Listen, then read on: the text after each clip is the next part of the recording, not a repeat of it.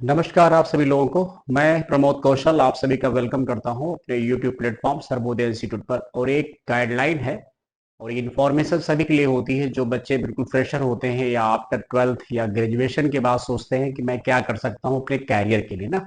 तो रास्ते तो 10th पास करने के बाद ही बहुत सारे खुल जाते हैं।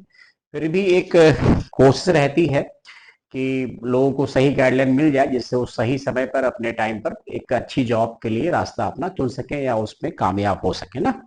तो जैसे बात करते हैं, बहुत सारे बच्चों को क्वेरी होती है सर कि क्या हम आईएएस पीसीएस बन सकते हैं या नहीं बन सकते। एक क्वेश्चन रहता है कि यूपीएससी या एसपीएससी, ठीक है, यूनियन पब्लिक सर्विस कमीशन और स्टेट पब्लिक सर्विस कमीशन बोला जाता है, संघ लोक सेवा आयोग, राज लोक सेवा आयोग का एग्जाम कैसे निकाले। अक्सर बच्चे जो ज्यादातर ग्रामीण परिवेश के होते हैं, जिनके पास अच्छी गाइडलाइन नहीं है, माता पिता भी उतने जागरूक नहीं है या उनको उतनी समझ नहीं, वो सोचते किसी प्रकार से हमारा बच्चा हाई स्कूल इंटर ग्रेजुएशन कर ले, थोड़ा शिक्षित हो जाए, फिर अपने व्यापार में लग जाए, XYZ कोई भी काम करे, वो रोजी रोटी कमाना कम से कम सीख जाए। ये कोशिश रहती है एक माता पिता की कि उसका बच्चा उसके पैरों पे खड़ा हो जाए, कुछ सक्षम हो जाए। लेकिन कुछ माता पिता और भी कोशिश करते हैं कि हमारा बच्चा किसी बड़े पद पे आ जाए ना।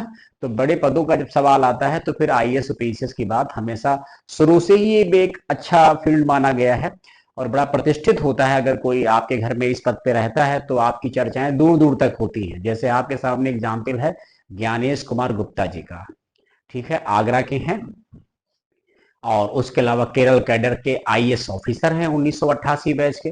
मौका मिला उनको तो यूपीएससी क्वालिफाई किया और आज देखिए भारत में वो संवैधानिक पद पर बैठ गए हैं, भारत के चीफ इलेक्शन कमिश्नर बन गए हैं और वो भी यूपीएससी निकालते हुए ना। और सबसे अच्छी बात है कि आईएएस पीसीएस का और फायदा है, राजनीति में भी उनको लाभ मिल जाता है। कभी कभी देखा होगा आईएएस आईपीएस हमारे यहाँ गवर्नर तक बन जाते हैं। तो ये जैसे अजय कुमार भल्ला मणिपुर में क्या है, वो आईएएस है और गवर्नर है। तो आईएएस का क्रेज कभी नहीं कम हो सकता, इसकी इंपॉर्टेंस हमेशा बरकरार रहेगी। लेकिन बस ये है कि संघर्ष थोड़ा सा ज्यादा है। अगर इस संघर्ष में आप कामयाब हो गए तब तो सो गुड है ना। तो बात करते हैं कि कैसे एसडीएम बने।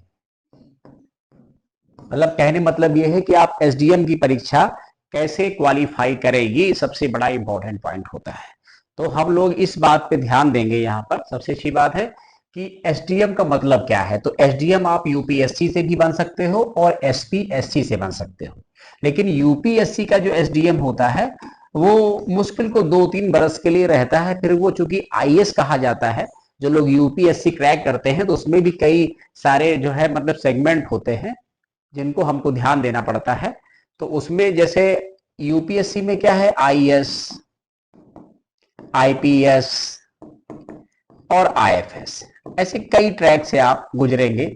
ऐसे आईआरएस, तो अगर आपको आईपीएस मिला है तो आप डिप्टी एसपी के पद पे काम करेंगे, फिर आपको एसडीएम बनने कोई मौका नहीं मिलेगा। तो उसमें भी जो सबसे बेहतर नंबर लाता, अच्छे नंबर लाता, उसमें कि मालूम चला टॉप 100 में आईएएस हो गए, फिर 100 से ऊपर आईपीएस हो गए। किसी किसी की चॉइस होती है कि सर मुझे आईपीएस ही चाहिए, भले मेरी रैंक कितनी क्यों ना आई हो, ठीक है। तो वो हो सकता है कि आईएएस के लिए चुना गया हो, बट उसने अपनी प्रेफरेंस फर्स्ट आईपीएस रख दी हो, तो आईपीएस के लिए वो सेलेक्ट हो जाता है। तो आईएएस, आईपीएस, आईएफएस, आईआरएस, जहां जहां आई लगा है ये नेम प्लेट पे लगा रहता है। तो हमने कहा कि बड़ा प्रतिष्ठित पद है आईएएस आईपीएस का, ठीक है। तो अब यहाँ पर क्या है, और अगर स्टेट का कोई एग्जाम क्वालिफाई करेंगे तो यहाँ सबसे पहली जो आपकी पोस्ट होती है एसडीएम होती है, फिर डीवाईएसपी होती है, फिर इसमें और बहुत सारी पोस्टें हैं, एआरटीओ है, नैब तहसीलदार, तहसीलदार, बहुत प्रकार की पोस्टें हैं, ठीक है। कई सारी निरीक्षक की पोस्टें होती हैं। लेकिन सबसे बड़ा अधिकारी जो जिले में होता है वो डीएम होता है और तहसील पे एसडीएम होता है। पुलिस पे देखेंगे तो आईपीएस होता है, जैसा कि तहसील में डीवाईएसपी डिप्टी एसपी होता है, या उसी को सीओ सर्किल ऑफिसर कहते हैं ना। तो एसडीएम का मतलब है सब डिविजनल मजिस्ट्रेट होता है। ये एक प्रतिष्ठित प्रशासनिक पद है जो भारत में कई युवाओं का सपना होता है। ये पद ना केवल समाज में सम्मान दिलाता है बल्कि आपको लोगों की सेवा करने और नीति निर्माण में योगदान देने का अवसर भी प्रदान करता है। आप लोगों के बीच में जाते हैं, जुड़ते हैं, अपनी बात रखते हैं, लोग आपकी बात का अनुसरण करते हैं। ऐसा पद होता है एसडीएम का और डीएम का, ठीक है। अब इसके बाद क्या है पॉइंट, एसडीएम के कार्य अपने क्या होते, क्या करता है क्षेत्र में एसडीएम। जैसे बहुत सारे बच्चों की क्वारी थी, सर मुझे नहीं पता एसडीएम क्या करता है। जो थोड़े बहुत पढ़े लिखे हैं, कंपटीशन दे रहे हैं 2 4 6 8 10 साल से, वो तो एबीसीडी समझ जाते हैं, जेड तक वो भी नहीं जानते, जेड जानते तो खुद ही क्वालिफाई कर देते ना वो लोग।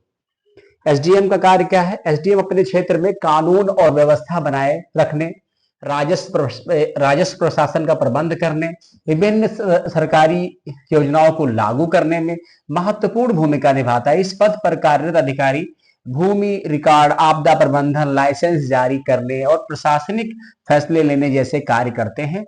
एसडीएम को आप डिप्टी कलेक्टर भी कह सकते हो, क्योंकि इसका काम जो है राजस्व का भी होता है। डिप्टी कलेक्टर भी कहा जा सकता है किसको?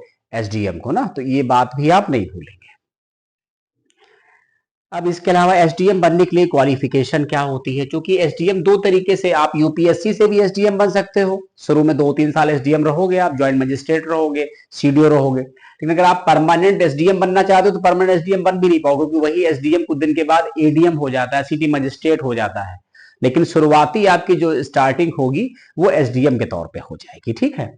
अब यहाँ क्या लिखा हुआ है कि एसडीएम बनने के लिए योग्यता क्या है? शैक्षिक जो योग्यता है, उम्मीदवार को किसी मान्यता प्राप्त विश्वविद्यालय से स्नातक हो। बहुत सारे बच्चों के मन में ये आता है कि मेंस में जो हम विषय लेंगे, क्या वो ग्रेजुएशन से विषय मैच करने चाहिए? बिल्कुल भी नहीं मैच करने चाहिए। आपने ग्रेजुएशन हिंदी, ठीक है, आर्ट से पढ़ा है, हिस्ट्री ली है, पॉलिटी ली, ज्योग्राफी ली, कोई विषय ले रखा है, साइंस के, कॉमर्स के, और मेंस में ऐसा कुछ नहीं। मेंस में आप उर्दू ले लो, संस्कृत ले लो, फारसी ले लो, आप कोई सिविल इंजीनियरिंग का ले लो, जो मन में आए वो ले लो, कोई प्रॉब्लम नहीं है। मेंस विषय का स्नातक से, हाई स्कूल इंटर से कोई मतलब नहीं होता है, सीधी बात। फिर क्या लिखा है? नागरिकता, मतलब उम्मीदवार को भारत का नागरिक तो होना अनिवार्य है, कोई बाहरी व्यक्ति नहीं भर सकता है ना, वही व्यक्ति भर सकता है जो सिटीजन ऑफ इंडिया है। आयु सीमा क्या है? सामान्य वर्ग के लिए 21 से 32 वर्ष, ये एक्चुअली में सिविल की लिखी है, यूपीएससी का लिख दिया गया है। 21 से 32 वर्ष, ओबीसी के लिए 21 से 35 वर्ष, और एससी एसटी के लिए 21 से 37 वर्ष, ये यूपीएससी के लिए है।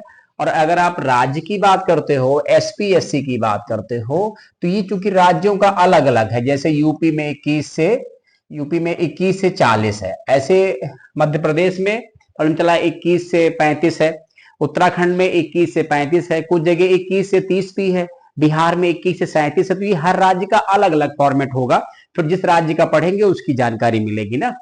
अब इसके अलावा क्या पॉइंट है यहाँ पर? एसडीएम बनने के लिए कौन कौन सी परीक्षाएं आपको उत्तीर्ण करनी होती है? तो एसडीएम बनने के लिए उम्मीदवार को संघ लोक सेवा आयोग यूपीएससी पास करना होता है, या फिर राज्य की परीक्षाएं होती है एसपीएससी, स्टेट पीसीएस, इसको फिर आपको परीक्षाओं को पास करते हैं तो आप एसडीएम डीएम जैसे पदों पर जा सकते हैं। ये एक बात हो गई ना। अब एसडीएम परीक्षा का पैटर्न क्या है? पैटर्न बिल्कुल यूपीएससी जैसा ही अब कर दिया गया है, यानी एक आपको प्रीलिम्स पास करना है, एक प्रारंभिक परीक्षा पास करनी होती है, वो फिर आज जब आगे आप तैयारी करोगे तो पेपर ओल्ड देखोगे, समझ जाओगे पीसीएस प्रीलिम्स कैसे हो। 2 पेपर होते हैं, एक जीएस का होता है, एक सीसैट का होता है ना।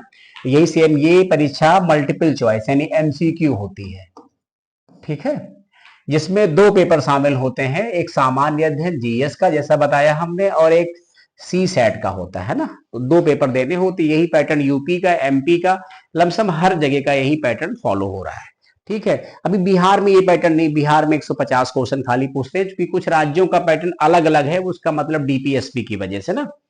अब मुख्य परीक्षा क्या है? मेंस होता है। ये परीक्षा विस्तृत उत्तर आधारित होती है, जिसमें विभिन्न विषयों पर आपको प्रश्न पूछे जाते हैं। जैसे आपसे कह देंगे ना कि आप जैसे क्वेश्चन पूछ लिया कि फाहियान कौन था, और फाहियान के समय की गुप्तकालीन व्यवस्था पर आप प्रकाश डालिए, और कह देंगे इसको आप 200 शब्दों में लिखो या 500 शब्दों में लिखो। ऐसे क्वेश्चन मेंस में आते हैं, जैसा कि आप बीए, बीएससी, एमएमएससी, एमकॉम में लिख के आते हो, बस वही पैटर्न आपको यहां भी फॉलो करना है यूपीएससी मेंस में ना, या पीसीएस मेंस में, ठीक है।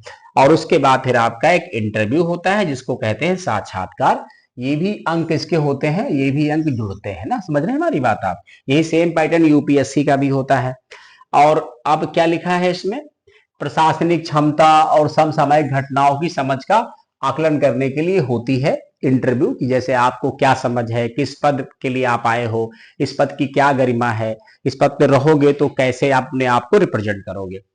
एसडीएम का वेतन और अन्य सुविधाएं, देखिए अगर वेतन की बात की तो प्रारंभिक वेतन 56,100 से लेकर के 1,77,500 प्रति माह होता है। इसमें 8वां पे कमीशन इंक्लूड नहीं है, वो इंक्लूड हो जाएगा तो आप समझो कि सैलरी 80-90 के ऊपर चली जाएगी स्टार्टिंग में।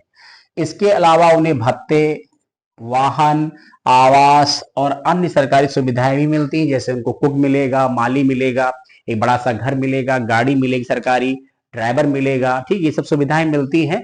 तहसील मुख्यालय पे जाएंगे, डिस्ट्रिक्ट मुख्यालय पे जहां पे जाएंगे ऐसी सुविधाएं आप सबको डिफरेंट मिलती हैं जो इस प्रकार के पदों पे रहते हैं। ठीक है, एसडीएम बनने के लिए तैयारी कैसे करें, तो कुछ ऐसे मैंने हिंट दे दिए हैं, ये भी आप कर सकते हो।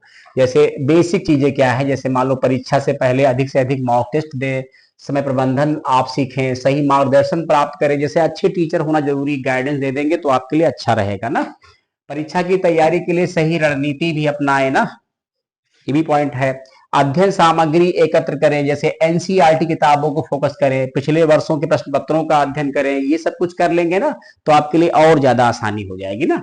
समाचार पत्र डेली पढ़ा करें, समसामयिक घटनाओं जानकारी के लिए, मतलब जो समसामयिक घटनाएं हैं, देश विदेश में क्या हो रहा, अंतरराष्ट्रीय मामलों में क्या हो रहा, प्रधानमंत्री जी कहाँ गए, किस किस इवेंट में पार्टिसिपेट किया, कौन सा सम्मेलन हुआ, ऐसे बहुत सारे पॉइंट्स हैं। इनको सबको पढ़ के अगर तैयारी करोगे तो 2-3 साल, मैक्सिमम 3 साल के अंतर्गत आप किसी न किसी सिविल प्रशासनिक पद पे चले जाओगे। ठीक है, तो आप सभी लोग बताइएगा ये जानकारी, ये इंफॉर्मेशन आपको यूपीएससी और एसपीएससी संबंधित कैसी लगी, और इसमें हम क्या आपके, अब जैसे किसी राज्य का बताएंगे तो हम बताएंगे प्रीलिम्स में, प्रीलिम्स लमसम सभा कॉमन ही होता है थोड़ा बहुत छोड़ के, मेंस में भी पेपर होते हैं रिटर्न में ना, तो ऐसे फिर यूपी, बिहार, झारखंड जिसका आप देना चाहें उसका मेंस वगैरह देख सकते हैं। इंटरव्यू कोई बड़ी प्रॉब्लम नहीं है, सारा खेल मेंस का है।